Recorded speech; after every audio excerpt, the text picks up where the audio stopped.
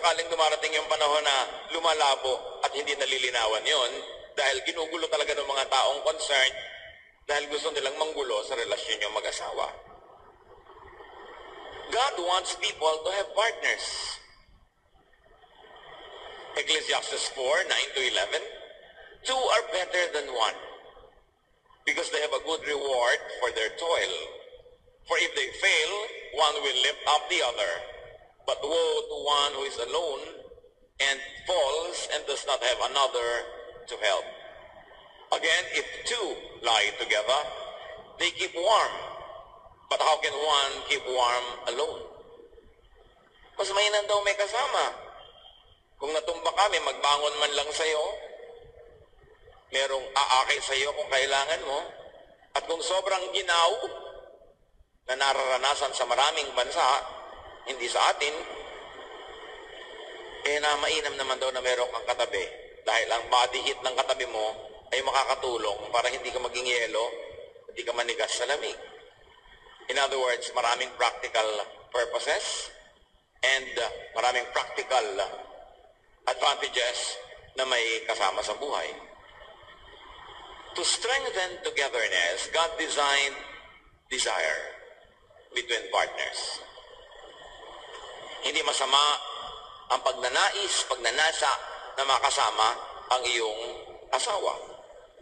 Genesis 3:16, to the woman, he said, your desire will be for your husband.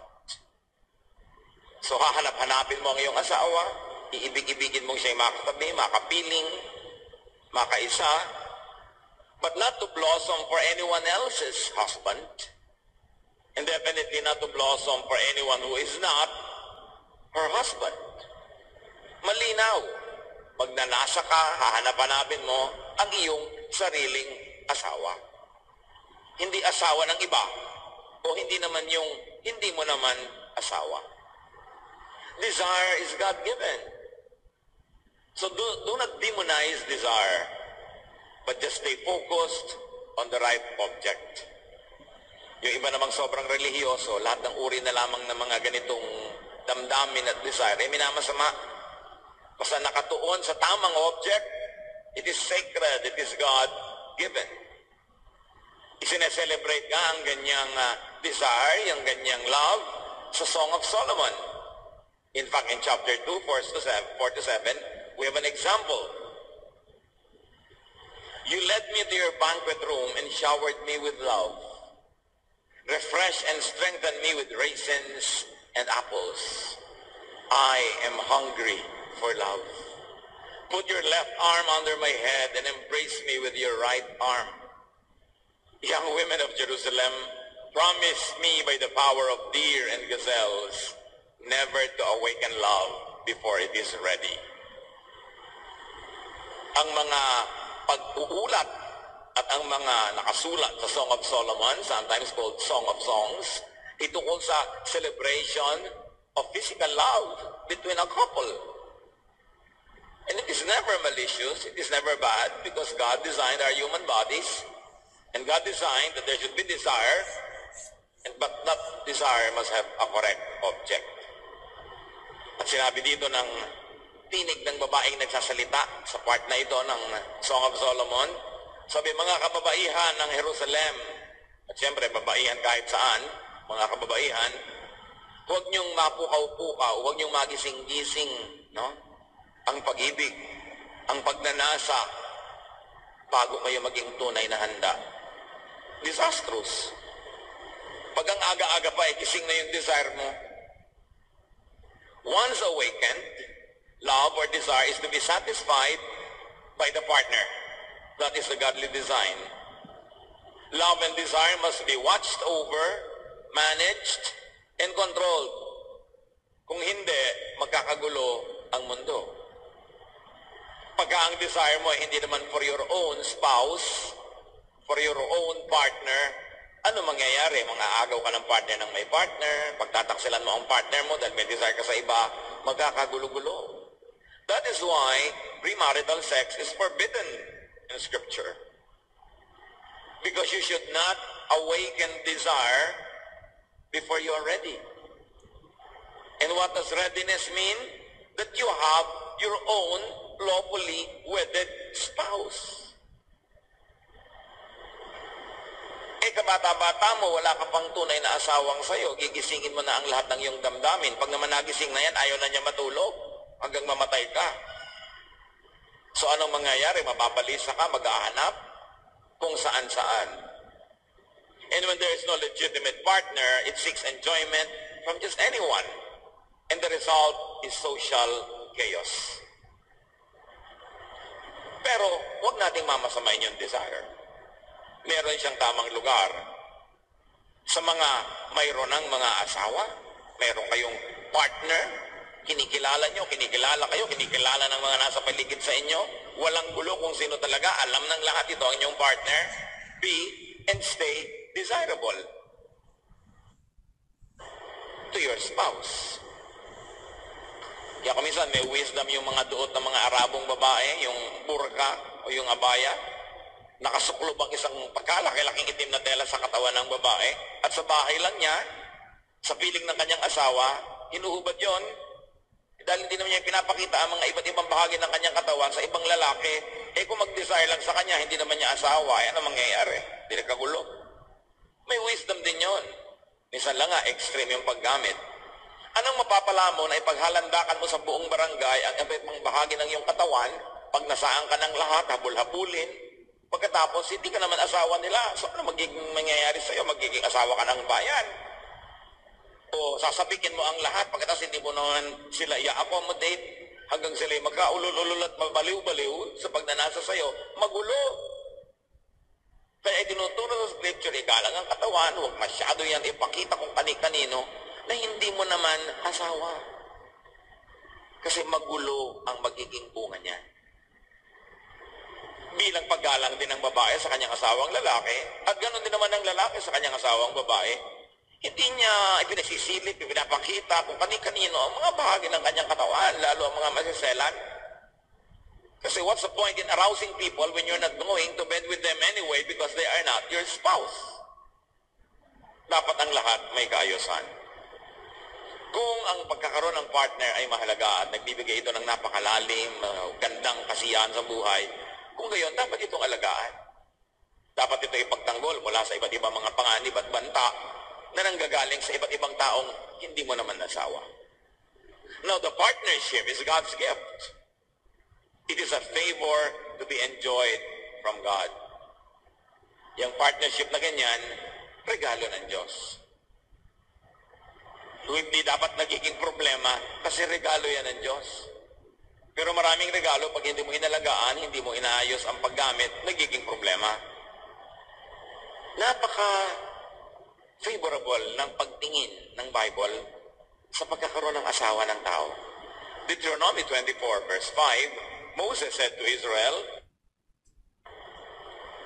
"If a man and a woman have been married less than 1 year, he must not be sent off to war or sent away to do forced labor. He must be allowed to stay home for a year and be happy with his wife."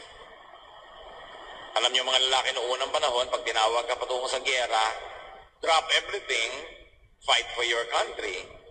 At pagka may project ang gobyerno, ang hari, hiningan ka ng forced labor, trabahong walang bayad, kahit malayo yung job site, punta ka. Pero sabi ni Moses, exempted ang mga lalaking bagong kasal. 1 taon ang pulot gata.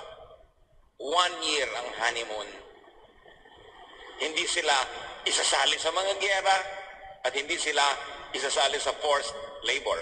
Such importance was attached to marital bliss by the ancient Israelites. Not to mention the importance they give to procreation because of the population-hungry Jews.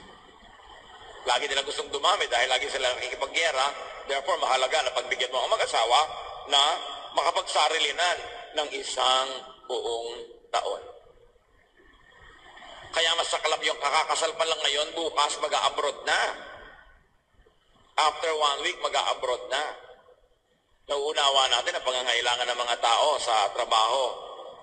Pero yung kanya mga uri ng paglalayo, hindi yan marriage-friendly. Hindi yan ang dapat policy. Pag kami nanliligaw sa'yo, anong balak mo sa akin, paano tayo mabubuhay? Pagkakasal natin, mag-abroad ako, huwag yun ang pakasalan nyo. Ba't pa kayo nagpakasal? Sa hangin, sa anino, sa papel? May kasal kayo sa turing, wala namang kayong kasiping? Bakit pa? Dapat kung naghihiwalay ang mag-asawa, may planong, sandali lang ito, kukunin kita agad, o magbabayad lang ako ng ganito, o may ipunin lang tayo, then uuwi na ako. Hindi na yung, kailan ka uuwi sa Pilipinas? Hanggang May na lang ako dito sa Saudi Arabia. Yung pala hanggang May langis. Hindi na maubos-ubos yung langis na yan, so, tumanda na ang lahat, uuwi ka na lang na matanda na rin, o namatay ka, nakakahon, ganun ba yun? Kaya hindi tayo pabor dyan sa policy ng gobyerno natin to export people. Dapat tinuan ang paggogobyerno sa Pilipinas para ang tao hindi na aalis. Magtatrabaho dito, we will become prosperous. Kasama mong asawa mo, umuwi ka sa asawa mo paggabi, magkasama kayo pagka-weekend. Hindi yung once a year lang kayo magkita o once in 2 years. Hindi ganun yun. Hindi natin inuusig ang may mga trabaho sa malalayo, pero huwag niyong gawing sobrang matagal. Kung talagang kailangan nyo. Mahalaga. Sabi sa Proverbs 5:18, be happy with the wife you married when you were young. Siyempre, ang kausap dito, ibig sabihin, medyo may edad na yung lalaki. Sabi sa Proverbs 5:18 ng New Revised Standard Version, let your fountain be blessed and rejoice in the wife of your youth. Marami namang lalaki, they only rejoice in the youth of their wife. Hindi ganon, in the wife of your youth. Kung sino pinakasalan mo ng bata ka, kahit nagtandaan na kayo at lumating na sa lupa yung baba niya, siya pa rin dapat ang i-rejoice mo because she is the wife of your youth. So sabi, magsama kayo, mag-enjoy kayo sa buhay. Yan ang kaloob sa inyo ng Panginoon. Be happy, but not with someone, not your wife or husband. Not with the partner of someone else. Because your happiness will be at other people's expense. Anong paliwanag ang ibibigay mo sa Diyos na masaya kayo dahil inagaw nyo ang kasiyahan nyo sa dapat at tamang may-ari? Kahit pabalik-baliktarin mo ang mundo, ano man ang drama mong ibigay, hindi mo pa rin yan mapapanagutan o mapapanindigan. Exodus 20:14, you shall not commit adultery. In Exodus 20:17, pangalawa on the same topic in the Ten Commandments, you shall not covet your neighbor's wife. Ecclesiastes 9:9 is so clear. Life is short, and you love your wife, so enjoy being with her. This is what you are supposed to do as you struggle through life on this earth. Maiksi ang buhay. Mahal mo ang asawa mo, ano't di kayo magkasama. Ito ang dapat niyong gawin sa maiksing buhay na ito habang sinusuong niyo ang napakaraming hirap ng buhay. Ibig sabihin, susuongin niyo ang hirap ng buhay na magkasama, magkatabi, magkahawak kamay. Kung maghihiwalay, huwag tagalan. Huwag ma-addict sa malaking income kahit hindi kayo magkasama. That's why overseas and faraway work is not marriage-friendly. Of course, marami tayong kilala na napaka-mga dakilang babae na kahit dito nag-iisa yung asawa ang layo-layo, ang tagal-tagal, ang tinutino, may naipupundar talaga. At hindi sila gumagawa ng kaaliwas-wasan. Pero marami rin naman tayong nababalitaan at nakukumpirma rin naman na naliligaw ng landas. Dahil na-awaken na yung desire. Tapos wala naman yung asawa, so yung una magdaan nyo na. Ang una pong magdaang naka-Adidas, Lord, yun na ang tugon sa aking mga pangangailangan. So kung wala si Mr. Right now will do. At alam natin yan, it is happening.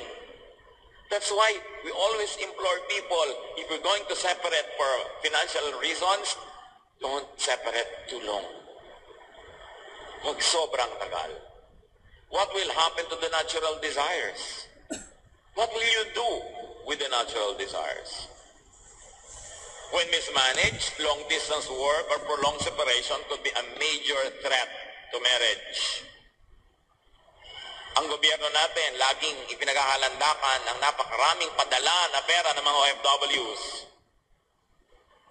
para makurakot ng mga magnanakaw, para maipangtapal nila sa incompetence of this government and the many administrations before to provide good opportunities for our own people. Puro figures, bilyones na dolyar. Nagre-report ba sila kung ilang mag-asawa naghiwalay? Inire-report ba nila kung ilang mga bata ang lumaking walang magulang na naglilimlim sa kanila, naliligaw na landas, nagiging mga rebelde? Inire-report ba nila ang ilang mga unwanted teen pregnancies dahil walang sumusubaybay sa mga bata?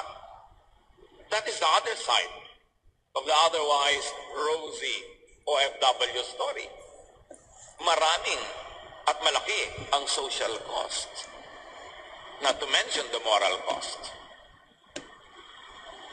Lalo sa mga hindi ma-control ang kanilang mga desire. Long-distance work could be anti-family. It is anti-family, actually. But not to condemn ourselves. Mabuti nga ang mga mamamayan natin ay masisipag, talented, at natatanggap magtrabaho sa ibang bansa. Kaya hindi tayo lang namamatay sa gutom. Pero ang dami namang foreigner, dumadating dito, nakasando lang at nakabrief, tapos yumayaman lahat. Dito nagyayamanan sa bansa natin. Bakit tayo hindi yumaman sa sarili nating bayan? Bakit kailangan foreigner ang yumaman dito? Bakit ang dami-daming bansa sa Africa, sa ibang parts of Asia, na sobrang mas mahirap kaysa sa atin, hindi naman sila nag-export ng labor? Sa bagay, baka hindi sila qualified. Pero buhay din sila. Turo ng Diyos ang mag-asawa, dapat magkasama. Gawing goal. If there is this necessity to be separated, differentiate necessity from want, from light, from desire, from luxury, and struggle through life together.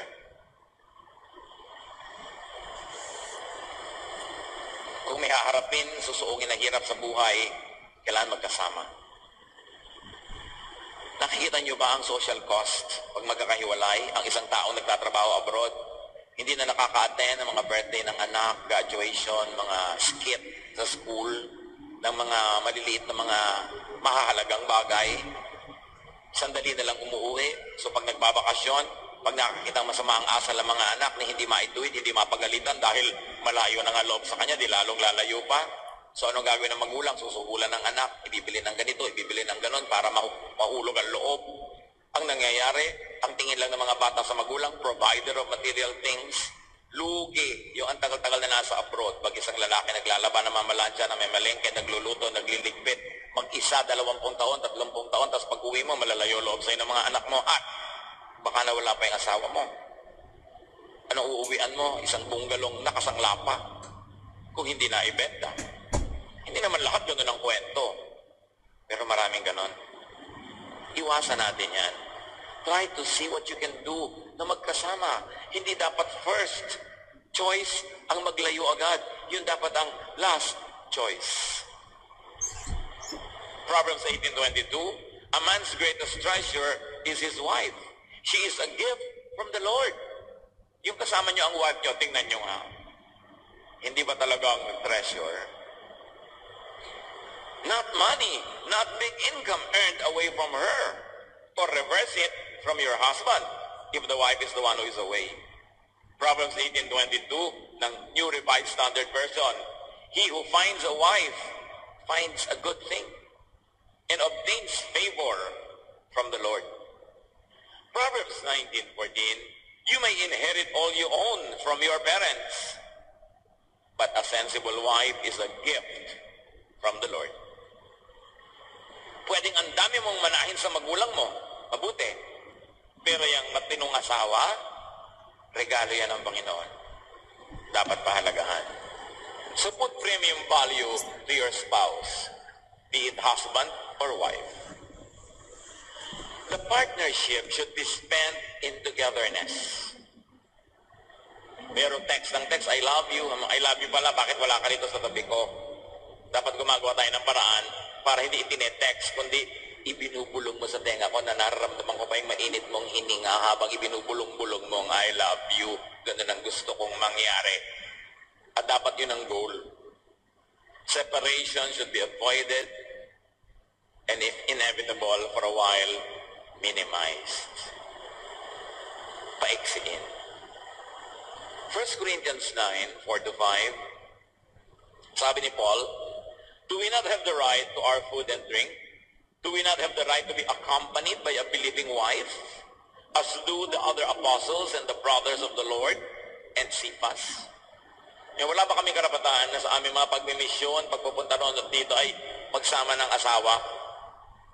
Kasi ang context nito, sila Pedro at yung mga ibang mga disciples, pag nag-mission sila, kasama nila kanilang asawa at supported yon ng church.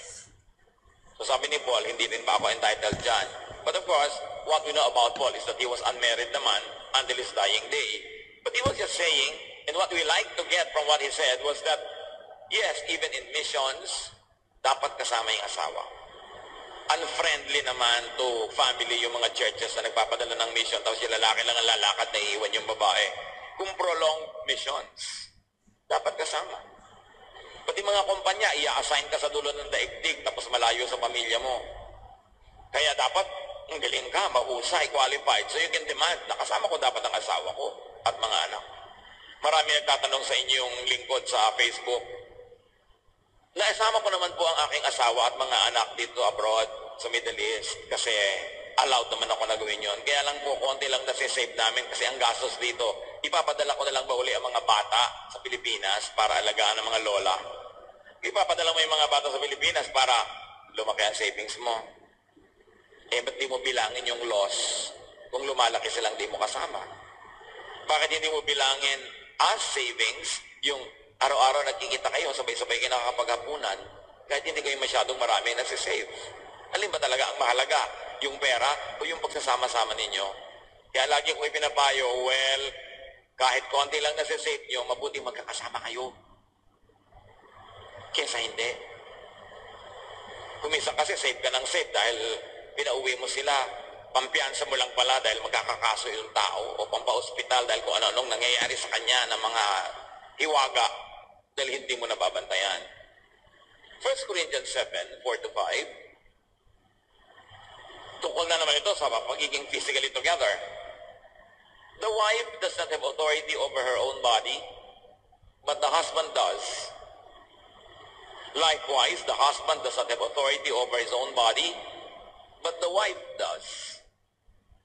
Do not deprive one another, except perhaps by agreement, for a set time to devote yourselves to prayer, and then come together again, so that Satan may not tempt you because of your lack of self-control. Alam natin kung anong topic dito. Physical relations. Physical matrimonial intimacy. At sabi dito ni Pablo, kayong mga babae, wala kayong otoridad sa inyong katawan. Ang asawa niyong lalaki ang meron. At kayo rin mga lalaki, wala kayong otoridad sa inyong sariling katawan. Ang asawa niyong babae ang may-ari sa inyo. Wala kayong karapatang ipahiram, ipahingi, ipagamit ang inyong mga katawan sa ibang tao. Sa asawa niyo lang yan. At kung ang katawan mo lalaki ay pag-aari ng iyong babae, ng iyong asawang babae, lalo naman ang iyong bulsa. Yung katawan mo nga, kanya, edi yung income mo rin, di ba? May mga lalaki kasi sasabihin sa babae, kita ko to, trabaho ko to, ha? Mag-asawa tayo. If the Bible tells me that I own your body, lalo na ang bulsa mo. Pero siyempre, dapat matino naman yung babae sa paggastos para hindi ka pagtaguan ng pera at hindi ka pagkaitan. Pero ang mag-asawa ay mag-asawa. You share everything no matter who is making the money. Huwag namang abusuhin ng saka ng tamad na asawa, no? Na wala siyang contribution sa income kasi ang laki-laking gumastos. Of course, meron ding mga regulasyon tungkol dyan. But the center of our study now is, sabi niya, huwag niyong tatanggihan ang isa't isa. Pag lumalapit sa inyo, kinakalabit ka ng alas 2 ng umaga, huwag mo sabihin, I have a headache. Maglagay ka ng bolsa de yelo. Ang sabi dito ni Paul, kung kayo man ay tatanggi sa isa't isa, tiyakin nyo na dahil lang mananalangin kayo, mag-aayuno kayo, at nagkasundo kayo na for a short time, walang ganyan-ganyan, dahil tayo magpe-pray, tayo magre-retreat. Pero sabi niya, huwag yung tagalan, kahit retreat. Magbalikan kayo agad sa isa't isa dahil the devil prowls around like a roaring lion looking for someone to devour, and many of you will fall away because of your lack of self-control. So may asawa ang tao para doon niya ibuhos ang lahat ng lagnat at init ng mundo. Wala nang excuse para humanap pa ng iba kung meron ka namang asawa. At huwag kakalimutan ng asawa ang kanyang tungkulin, not to refuse. Unless, of course, for health reasons or for other reasons that could be valid but not for an extended time. Duty yun. Of course, it should not be looked at as duty. It is privilege. But sometimes, it's duty. And don't forget that it could also be duty, so do your duty. Kaya ka nga may asawa. Kung ayaw mo ng ganong-ganong duty, pues, maging single ka all your life. You're entitled to that. But once you are married, you are duty-bound to please each other. Each other, both ways. Hindi lang yun mag-isa. So couples should be available to each other. Never to outsiders. Couples should satisfy each other, not refuse each other. Pagka ating dinibdib ang mga teaching na yan, maraming marital problems ang malulutas. The partnership should be lifelong. It should not be broken. Assurance of lifelong commitment inspires both partners to give their best to the partnership. Pag alam mong panghabang buhay ito, ibibigay mo na yung lahat-lahat.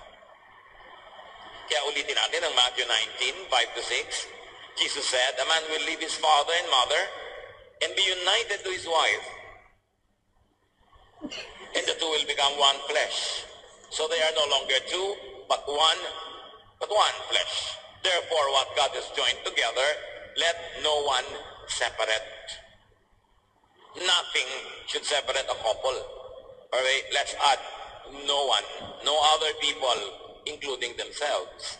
Not distance, not ideology, not work, not in-laws. Napakaraming mga dumadaing. Ang asawa nila abroad, eto sila, naiwan dito. Ang biyanan walang ginawa kundi siraan si manugang doon sa asawa abroad.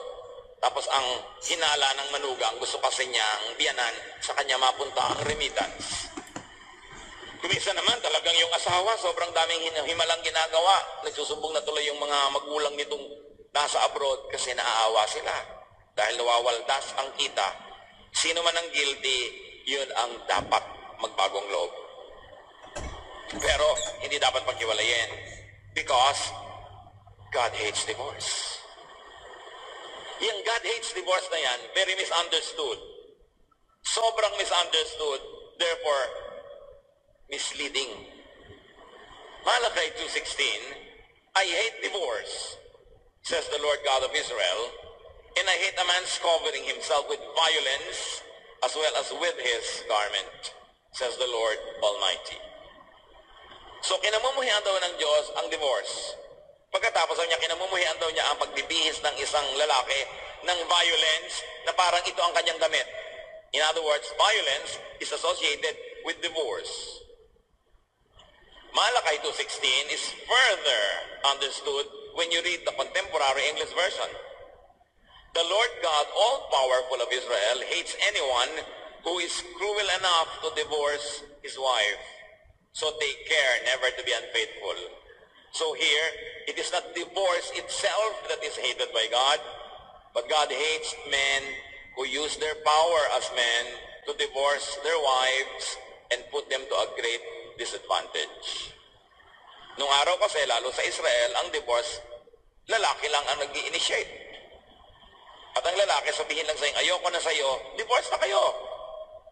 Kahit sa maraming ancient religions sa Middle East, 3 beses lang sabihin ng lalaki sa asawa, ayoko na sa'yo, ayoko na sa'yo, ayoko na sa'yo. Wala na, tapos ang kasal. At ginagamit ng mga lalaki ang issue na ito ng divorce, yung power. Alam mo, may nagustuhan sila ibang babae. Hindi divorce nila yung asawa nila ngayon. Papakasalan nila yung babaeng yon para ma-enjoy nila itong babaeng to ng ilang araw. Tapos i-divorce nila uli. Pwede nilang balikan yung asawa nila o kumuha na sila iba-iba. This is the divorce that God hates. A kind of divorce that is capricious, that is one way, it benefits only the men, And it puts so many men, so many women in horrible situations. They get disempowered. They get disinherited. Then they become single. And then there's the stigma of society na sila ay divorcee. And therefore, tatanda na lang sila na wala na silang kasama sa buhay dahil inaabuso sila ng kanilang mga husbands. This is the context of the God hates divorce thing. It's a very pro-weak teaching. Ayaw ng Panginoon na merong naabusong tao dahil may makapangyarihan na ibinigay sa kanya ng lipunan yung kapangyarihan na yon, tapos gagamitin niya selfishly. God hates divorce because and when it is cruel to the woman or to the weak party. If you're going to stretch the application to present-day realities. Hindi naman laging babae ngayon yung weak, kumisan yung lalaki. So sino man ang makapangyarihan at gagamitin yung kapangyarihan na yon para hiwalayan yung kanyang asawa, dahil lang gusto niya o meron siya ibang naiibigan, yun ang divorce na ayon ng Panginoon. This is what the Old Testament divorce was all about. Because Old Testament divorce was only pro-men. It was usually capricious and oppressive. Kaya sabi niya, I hate anyone who is cruel enough to divorce his wife. Never to be unfaithful, sabi, us to be cruel. God wanted to save women, the weak, from marital oppression. Now, question is this. What if it is the divorce that would save the weak from marital abuse, oppression, and violence? Kaya, ayaw ng Panginoon ng divorce kasi may naapi, may nakakawawa, may nadidisempower. Paano kung inaapi ka, kinakawawa, sinasaktan, inuuwian ng sari-saring venereal disease, inaabuso? Will God still hate divorce if you wanted a divorce? When it is the divorce now that will be the tool to free you from oppression, from being disempowered? That is a very interesting study. Kasi yung mga ibang mahilig doon sa God hates divorce, magpapakounsel ka sa isang Christian counselor, may tatak na ng plancha yung mukha mo dahil pinlansya ka ng asawa mo, naputol na isang kamay mo dahil tinaga niya, pinapasok-pasok ka ng sigarilyo, ang dami-dami mong venereal disease dahil sobrang pampababae niya, tapos hihingi ka ng divorce, sasabihin sa iyo ng counselor, God hates divorce, don't do it. Parang mali ang application. God hates divorce that oppresses the innocent. What if it is the divorce that will set the innocent free from such oppression? Will God still hate it? Think about it. Napakahalaga because misreading leads to misinterpretation, to misapplication, and to oppressive religion. Misreading leads to misleading. Malakay 2:14-16 sa pagpapatuloy ng issue ng divorce. And why isn't God pleased with divorce? It's because He knows that each of you men has been unfaithful to the wife you married when you were young. You promised that she would be your partner, but now you have broken that promise. Now you are wanting a divorce. Didn't God create you to become like one person with your wife? And why did He do this? It is so that you would have children and then lead them to become God's people. Don't ever be unfaithful to your wife. The Lord God, all-powerful of Israel, hates anyone who is cruel enough to divorce his wife. So take care never to be unfaithful. So what divorce that God hates? It is a divorce that is premised on unfaithfulness. A divorce that a man wants so that he could play around with other women and get rid of this woman that is already tired of, but he promised to be the wife of his life. And God said, I hate anyone who is cruel enough to do this. Pangatawanan ninyo ang sinumpaan ninyo. Hindi ko man nagbagong isip nyo, may ibang dumaan na nagustuhan ninyo, isisipain nyo na at patatalsikin nyo na yung asawang sinumpaan nyo sa Panginoon na magiging partner nyo buong buhay.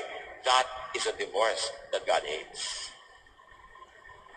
What God hates about and in divorce is unfaithfulness of the man or the powerful one as the cause. Maybe now it could be a woman because marami na ngayong women more powerful than the husband, that is economically speaking.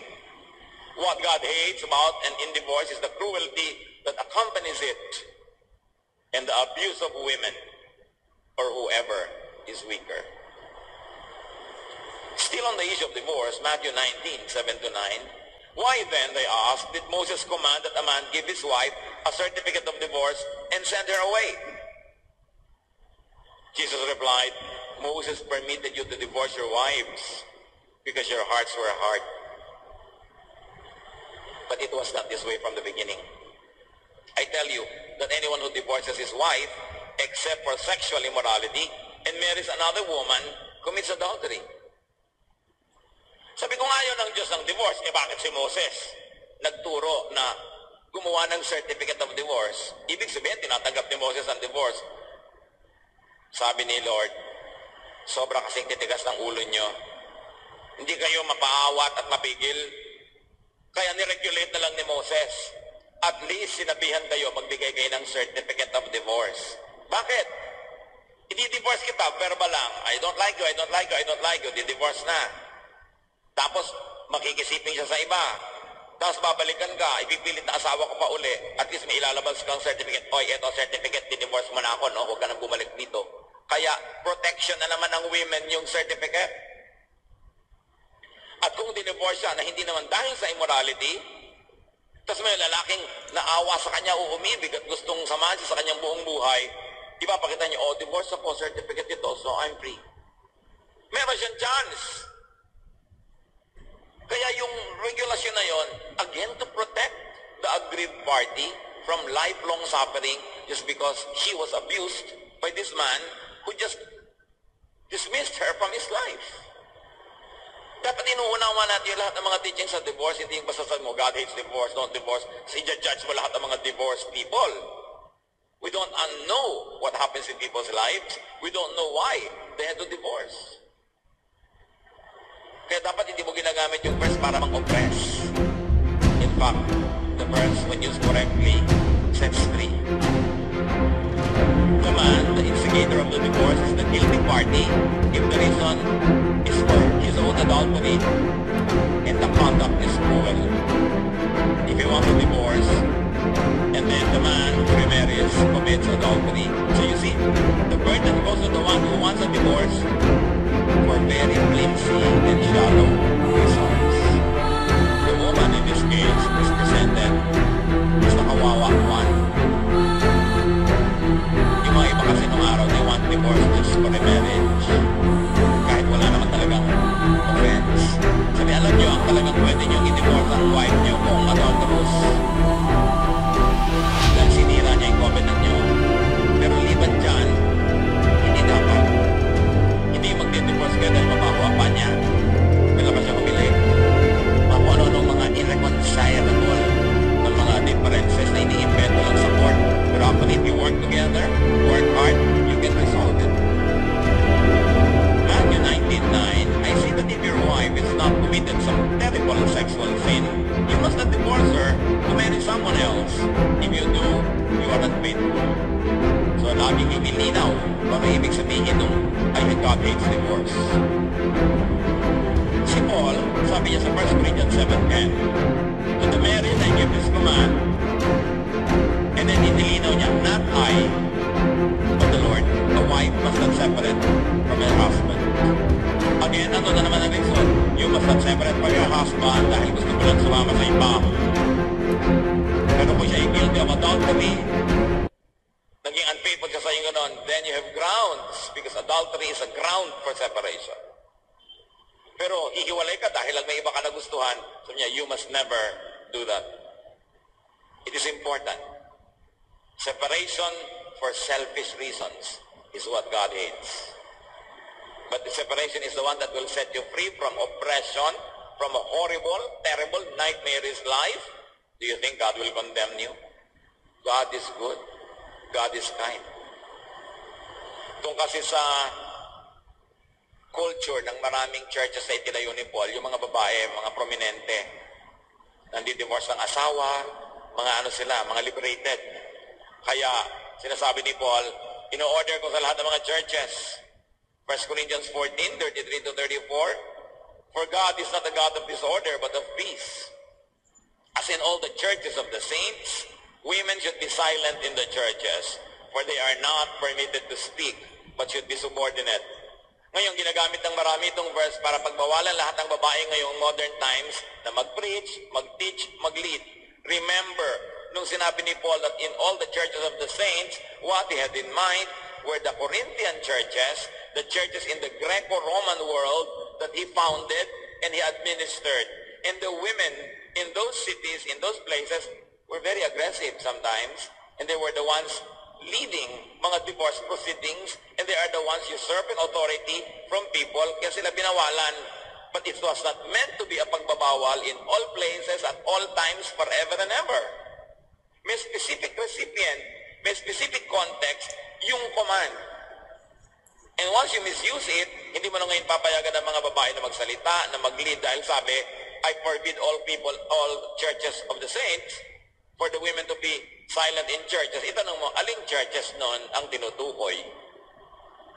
At itatanong mo, kasali ba ang church natin sa tinutukoy? Ganun ba ang culture natin talaga? Dapat ba talagang kapusin at itali yung mga babae o hindi naman? May context. Hindi mo pwedeng i-apply sa lahat ng tao yung sinabi ng isang Bible writer sa isang specific recipient. Paano yung sinabi kay Noah, gumawa ka ng barko, gagawa ka dahil sabi mo, gumawa ka ng barko, ikaw ba kausap? Si Noah, di ba? So dapat, tinitingnan mo yun, tayo ba yung kausap ng regulasyon na yun? Ba tayo nakikisali? Katulad nung all women of Corinth should wear veil when you go to church. Taga-Corinth ka ba? Ang ibig sabihin ba nung veil na yan, ganun din ang ibig sabihin sa atin. So niya, all women should wear long hair. Kasi ang prostitutes noon sa Corinth, short ang hair. So sabi ni Paul, wear long hair. Ngayon, kung hindi naman ibig sabihin sa culture mo ng short hair, prostitute ka, required ka bang ganun? Dapat pinag-aaralan yung verse para hindi ka apply ng apply, nagiging oppressive tuloy. Remember, misreading leads to misleading. It's important to have a scholarly discourse before any verse is applied in people's lives. Now, partnership should be clear, exclusive, committed, and honorable. Clear attachment. Matthew 19, 5-6, a man will leave his father and mother and be united to his wife, and the two will become one flesh. So they are no longer two, but one flesh. So clear yung attachment. Ang kapartner mo, yung asawa mo. Mahal mo yung nanay mo, mahal mo yung tatay mo, mahal mo yung mga kapatid mo, pero ang kapartner mo sa buhay, yung asawa mo, huwag ka malito. Not even your children. It's your spouse. Ganun ang pagpapahalagaan ng Bible sa asawa. Hebrews 13:4, have respect for marriage.